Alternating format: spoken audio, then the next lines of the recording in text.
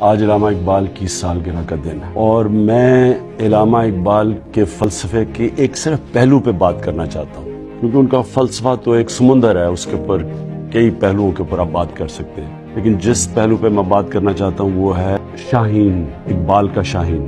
اقبال کا شاہین کیا تھا؟ اقبال کا شاہین وہ انسان تھا جو آزاد ہو گیا تھا اپنی میں سے، خوف سے، ذہنی طور پہ آزاد ہو گیا تھا، اور پھر وہ باقی انسانوں سے اوپر چلا گیا تھا۔ اقبال کا جو شاہین ہے وہ لوگ تھے جو نبی صلی اللہ علیہ وسلم نے جن کو آزاد کیا، وہ پھر چھوٹے انسان عظیم انسان بن گئے، بڑے انسان بن گئے، ان کے سامنے بڑی بڑی طاقتیں ختم ہو گئی اور انہوں نے ایک ریاست، ایک ایسا سویلائزیشن قائم کیا جو دنیا کے اوپر حاوی ہو گیا۔ تو وہ انسان کون تھے؟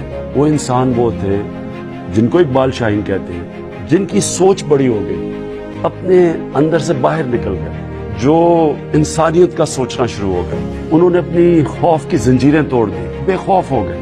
وہ انسان عقل کی غلامی سے بھی آزاد ہو گئے۔ جب انسان میں عشق اور جنون آ جاتا ہے تو وہ پھر ناممکن کو ممکن بنا لیتا ہے۔ میں آج اپنے پاکستانیوں کو اقبال ڈے پہ یہ پیغام دینا چاہتا ہوں کہ ہمارے سامنے کوئی چیز ناممکن نہیں ہے۔ ہمیں اللہ نے ایک ملک دیا ہے جس میں سب کچھ دیا، اس نے کوئی چیز ناممکن نہیں ہے۔ یہ قوم عظیم بن سکتی ہے اور یہ انشاءاللہ ہم بنیں گے۔